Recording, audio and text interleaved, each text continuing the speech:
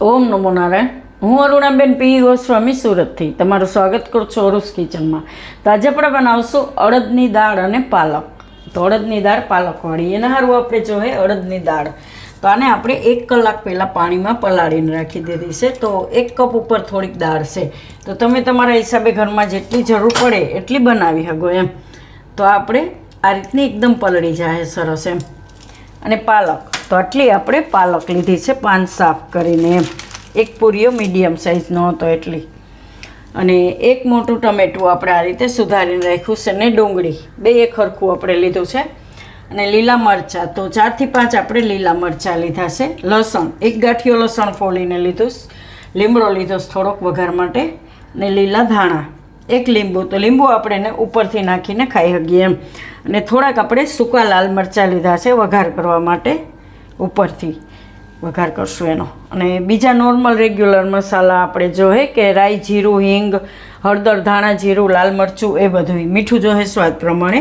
તેલ અને પાણી, બસ આટલી વસ્તુ આપણે જરૂર પડે છે એમ. તો પહેલાં આપણે આ કુકર લઈ લેવું અને આ દાળને આપણે પાણી કાઢી નાખીશું. તો દાળનું પાણી આપણે કાઢી નાખીશું.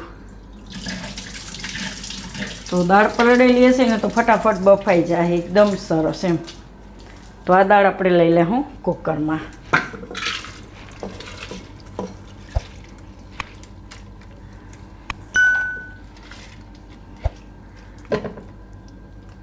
તો હું 5 થી 6 જણા માટે બનાવું એટલે થોડીક વધારે બનાવું છું એમ. તો તમે તમારા હિસાબે આનાથી અડધી બનાવી શકો એમ.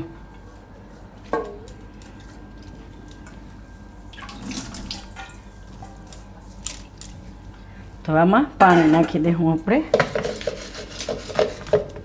તો દાળ પલળેલી છે એટલે હવે ફૂલશે તો નહીં, એટલે આને આપણે પકાવવા માટે જ પાણીની જરૂર પડશે.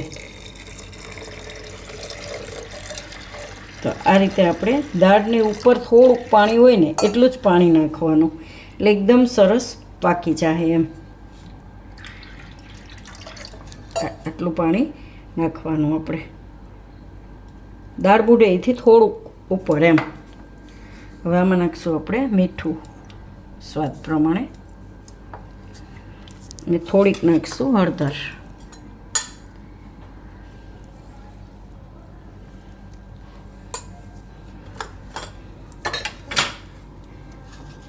થોડુંક એમાં તેલ નાખીશું આપણે,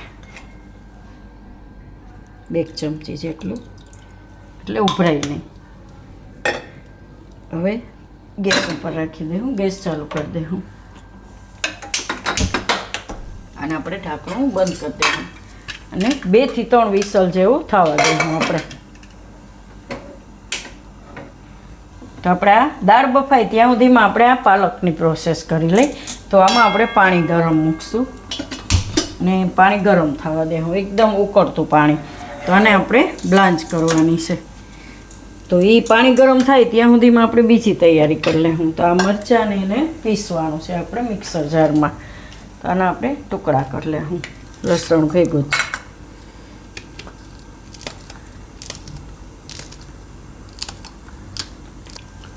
તો મરચાં અને લસણ એને આપણે મિક્સરની નાની જારમાં લઈ લઈશું. આમાં થોડુંક પાણી નાખીશું, 2 ચમચી જેટલું, અને પીસી લેવું આને.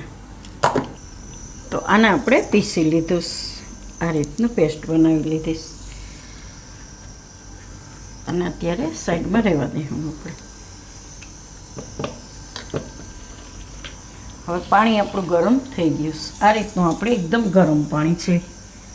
તો એમાં આપણે આ પાલક બધી નાખી દઈશું.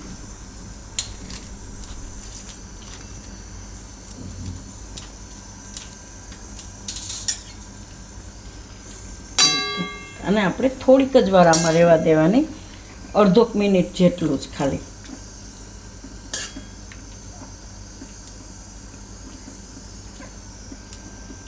તરત આનો કલર ચેન્જ થઈ જાય આ રીતનું.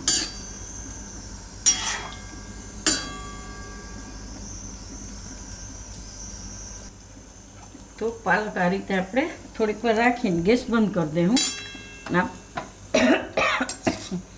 આ પાલક આપણે સીધું નાખવાનું ઠંડા પાણીમાં. તો આ આપણે ઠંડુ પાણી એકદમ બરફવાળું પાણી છે એમાં.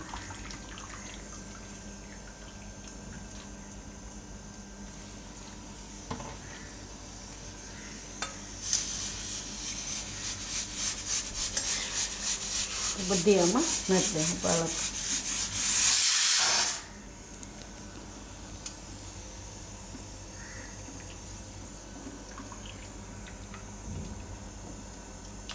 હવે બરફવાળા પાણીમાં એકાદી મિનિટ રહેવા દેવું.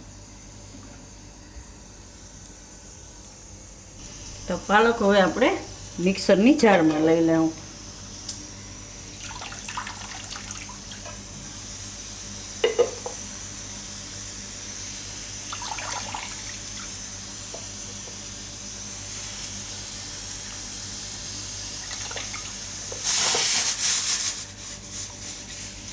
અને આપણે પીસી લેવું. તો આ પાલક આપણે આ રીતે પીસી લીધું.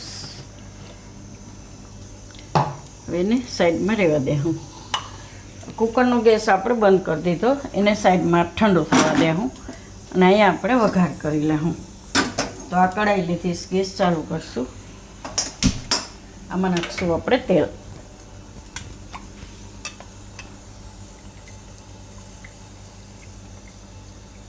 તો 1 ચમચા જેટલું આપણે તેલ લીધું. તેલને ગરમ થવા દેવું. તો તેલ આપણું ગરમ થઈ ગયું તો એમાં થોડીક રાઈ નાખશું અને થોડુંક જીરું. ગેસ ધીમો કરી દેવું. થોડુંક લીમડો નાખશું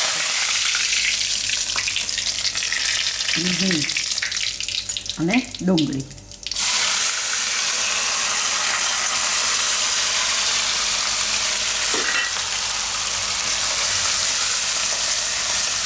ગેસ ફૂલ કરી દેવાનો અને ડુંગળીને આપણે એકાદી મિનિટ પકાવી લેવાનું આમાં.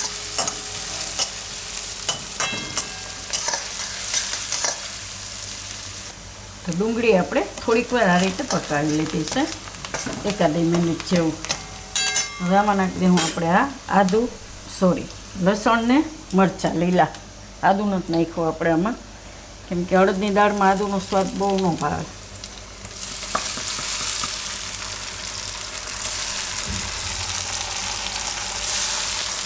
લસણ આ રીતે પીસીને નાખીએ તો જેને ન ભાવતું હોય નહીં ભાવે એમ કે ભાઈ અમારે કુસુમરભાઈને લસણ મોઢામાં ન આવવું જોઈએ, પીસેલું ખાય.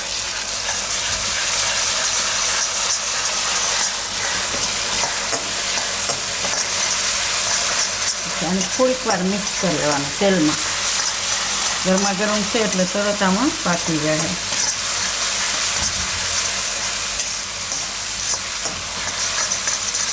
હવે બીજા મસાલા નાખીશું આપણે. થોડીક હળદર નાખીશું, થોડુંક ધાણા જીરું નાખીશું અને થોડુંક લાલ મરચું નાખીશું. લીલા મરચાં વધારે નાખ્યા છે એટલે લાલ મરચું બહુ નહીં નાખીશું.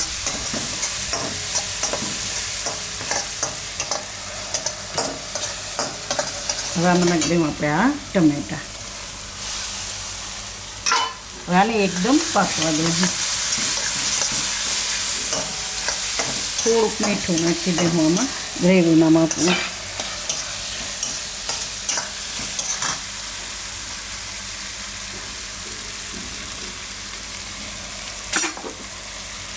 અને 2 મિનિટ જેવું પકાવી લેવું.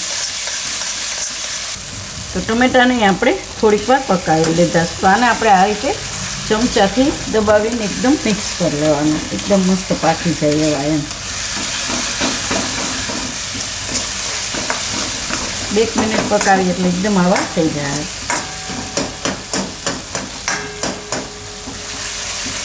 હવે આમાં આપણે પાલકની પ્યુરી નાખી દેવું.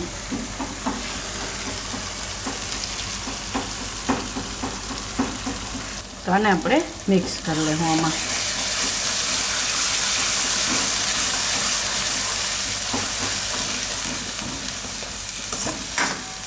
ગેસ ધીમો કરી દેવું. થોડુંક આમાં પાણી નાખીને આપણે નાખી દેવું, 2-3 ચમચી જેટલું.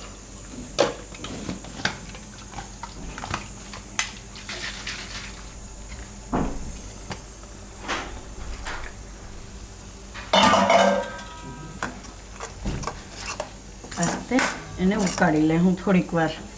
ત્યાં સુધીમાં આપણે દાળને ખોલીને કુકર જોઈ લે હું.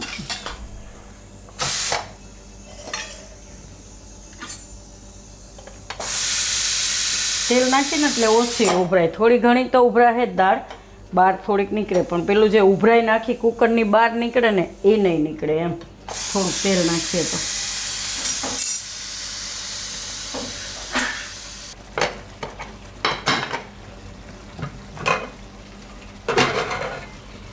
દાળ એકદમ સરસ બફાઈ ગઈ એટલે પાણી આપણે આમાં ઓછું નાખવાનું. પલાળેલી હોય ને એટલે બહુ વાર નહીં લાગે બફતા અને એકદમ સરસ બફાઈ જાય એમ, અને પાણી એ વધારે નહીં થાય જાજુ.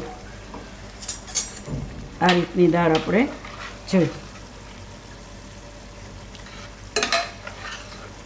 એકદમ સરસ બફાઈ ગઈ છે.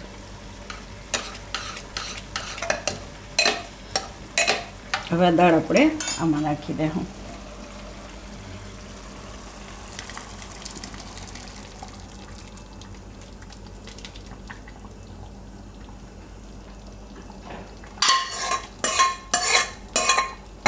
મિક્સ કરી લેવું.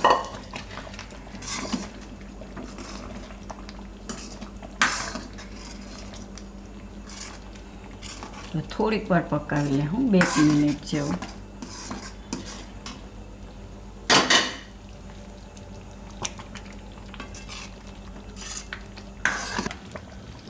તો આને થોડીક વાર આપણે ઉકાળી લીધી સારી રીતે.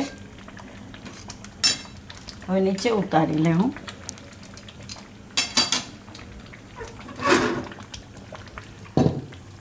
આનો આપણે બીજો વઘાર કરશું. તો આ વઘાર તમે ઘીનોય કરી શકું કે તેલનો, કોઈ પણ કરવો હોય. થોડુંક ગરમ થવા દે હું તેલને. તો દાળમાં થોડાક લીલા ધાણા નાખી દે હું.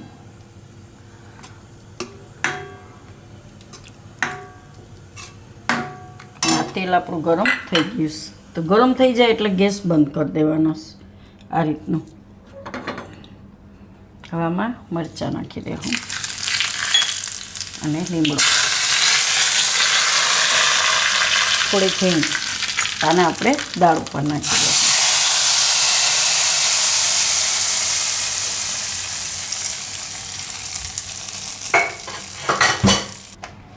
તેમાં ઉપરથી થોડુંક માખણ નાખશું આપણે.